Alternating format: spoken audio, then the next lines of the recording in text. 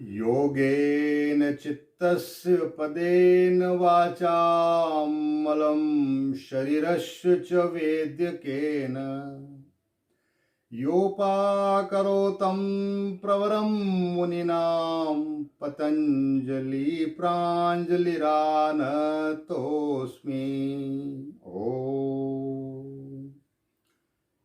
मैं उन महर्षि पतंजलि के चरणों में नमन करता हूँ, वंदन करता हूँ, अभिनंदन करता हूँ, जिन्होंने योग से हमारे चित्त की शुद्धि की, व्याकरण से हमारी भाषा की शुद्धि की और आयुर्वेद और वैद्यक के माध्यम से हमारे शरीर के मलों का निष्कासन किया, टॉक्सिन्स का निष्कासन किया और हमें स्वस्थ शरीर व स्वस्थ मन मस्तिष्क प्रदान किया।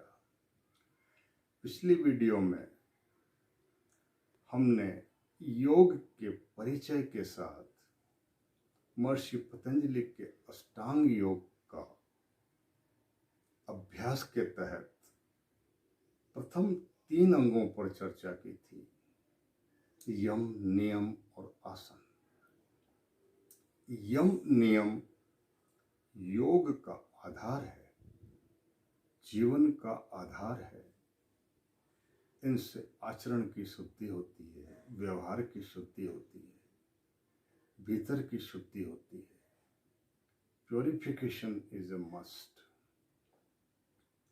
आसन से हमारे शरीर में दृढ़ता उत्पन्न होती है, सुडौलता उत्पन्न होती है, स्थिरता उत्पन्न होती है, संतुलन उत्पन्न होता है और एक स्वस्थ शरीर आगे की योग यात्रा में बहुत सहायक होता है। महर्षि पतंजलि के अष्टांग योग का 5वां अंग प्राणायाम। प्राणायाम यानी प्राण का विस्तार। सामान्य अवस्था में हम 1 मिनट में 15-16 सांस लेते हैं। जो गुस्से में, उत्तेजना में, विवाद की स्थिति में, किसी भी प्रकार के कषाय का बढ़ जाने पर बढ़ जाती है, 35, 40, 50, 60 तक पहुंच जाती है। प्राणायाम के माध्यम से हम श्वास की इस दर को 1 मिनट में 4, 3, 2, 1 तक लाने का अभ्यास कर सकते हैं। श्वास की इस दर को कम करने के लिए जो अभ्यास हम करते हैं उसी का नाम है प्राणायाम। महर्षि पतंजलि ने प्राणायाम को परिभाषित किया, तस्मिन् सति श्वास प्रश्वास योर गति विच्छेदः प्राणायाम।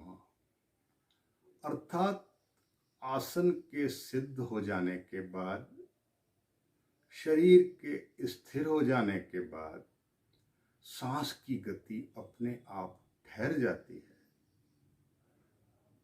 इस अवस्था को प्राणायाम कहते हैं। महर्षि पतंजलि के अनुसार 4 प्रकार के प्राणायाम होते हैं। बाह्याभ्यंतर स्तंभ वृत्ति देश काल संख्या भी परिदृष्टो दीर्घ सूक्ष्म। जब हम सांस को बाहर छोड़ते हैं उसको रेचक कहते हैं, और जब वो सांस बाहर ही रुक जाती है उस अवस्था को बाह्य प्राणायाम कहते हैं। जब हम सांस को अंदर भरते हैं और अंदर रुक जाती है, अंदर ठहर जाती है अपने आप, उस अवस्था को अभ्यंतरवर्ती प्राणायाम कहते हैं। और बाहर या भीतर जहां है वहां ठहर जाती है उसको स्तंभवृत्ति प्राणायाम कहते हैं। इसके अलावा एक चौथा प्राणायाम और महर्षि पतंजलि ने सुझाया, बाह्याभ्यंतर विषयाक्षेपी चतुर्थ। अर्थात अपने विषयों पर नियंत्रण होने के बाद अपने आप जब सांस ठहर जाती है तो उसे चतुर्थ प्राणायाम।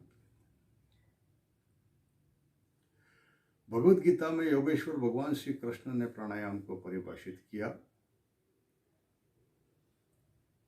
अपाने जुह्वति प्राणम प्राणे पानम तथा परे, प्राणापान गति रुदध्वा प्राणायाम परायण। अर्थात अपान में प्राण का हवन और प्राण में अपान का हवन, और प्राण और अपान दोनों का एक दूसरे में हवन, ये प्राणायाम। अपान वायु मूलाधार में स्थित है, प्राण वायु हृदय पर स्थित है। जब हम सांस भरते हैं, पूरक करते हैं, तो प्राण वायु को अंदर ले जाकर मूलाधार स्थित अपान वायु से मिलाते हैं। यह प्राण का अपान में हवन है। जब हम सांस छोड़ते हैं तो अपान वायु को मूलाधार से ऊपर उठाकर सांस के बाहर छूटने के बाद पेट को अंदर कर नाभि पर प्राण और अपान दोनों को मिलाते हैं। ये प्राण और अपान का प्राण में हवन है और यह क्रिया प्राणायाम कहलाती है। इसका अभ्यास हम विभिन्न तरीके से कर सकते हैं। जब 24 घंटे हर पल हर सांसारिक कार्य करते हुए सांस की गति रुक जाती है अपने आप और सांस शांत हो जाती है,